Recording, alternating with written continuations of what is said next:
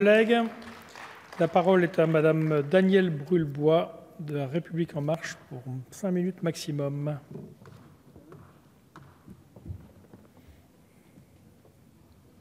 Monsieur le Président, Monsieur le Ministre, Madame la Présidente de la Commission des lois, Madame la rapporteure, chers collègues, le 26 mai, les Français choisiront les 79 députés qui les représenteront au Parlement européen. Mais ils ne siégeront pas tous immédiatement. 5 d'entre eux entreront en fonction de manière différée. Les atermoiements du Brexit en sont la cause. Bien que voté il y a bientôt 3 ans, le Brexit n'a toujours pas eu lieu, ni le 29 mars, ni le 12 avril. Comme il est repoussé à une nouvelle date butoir au 31 octobre, le Royaume-Uni votera donc le 23 mai pour les élections européennes.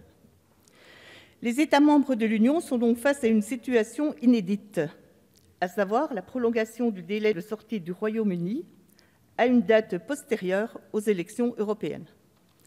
Alors que tout avait été prévu pour élire un Parlement européen sans le Royaume-Uni. Le 26 mai, le nombre de sièges devait passer de 751 à 705 eurodéputés. Sur les 73 sièges britanniques, 46 devaient être bloqués pour de prochains élargissements, 27 étaient redistribués pour une meilleure représentativité démographique.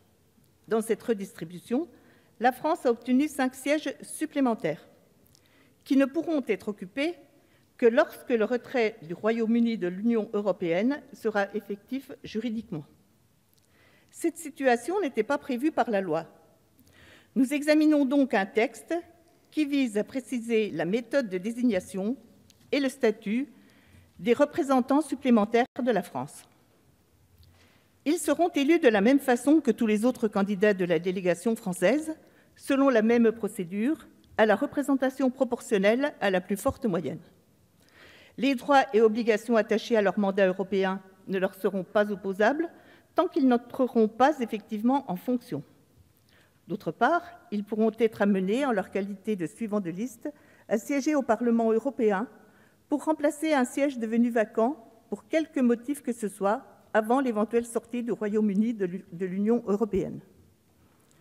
Ce départ des députés du Royaume-Uni offrait l'opportunité de constituer des listes transnationales de 27 noms, comme le président de la République Emmanuel Macron l'avait proposé.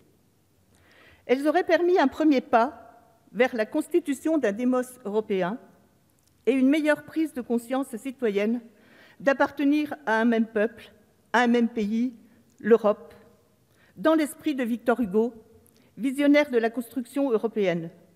Il considérait que les États composant l'Europe doivent se fondre dans une unité supérieure et dans la fraternité européenne.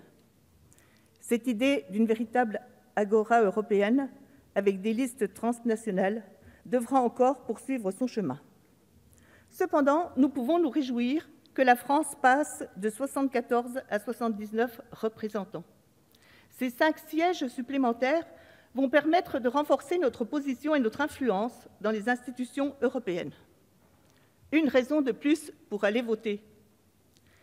Les élections européennes seront décisives pour notre continent et dans quelques jours, c'est l'avenir de nos enfants et de nos petits-enfants qui va se jouer. Dans le contexte agressif de la mondialisation et devant les conséquences alarmantes du bouleversement climatique, la renaissance d'une Europe forte, unie, libre, juste et solidaire n'a jamais été aussi urgente. Toutes les communes de France ont préparé leurs 34 panneaux. La campagne officielle est lancée aujourd'hui. Pour éviter tout écueil juridique, nous allons voter ce projet de loi. Ainsi, tout sera prêt pour que les Français puissent voter massivement et sereinement le 26 mai. Merci, chers collègues.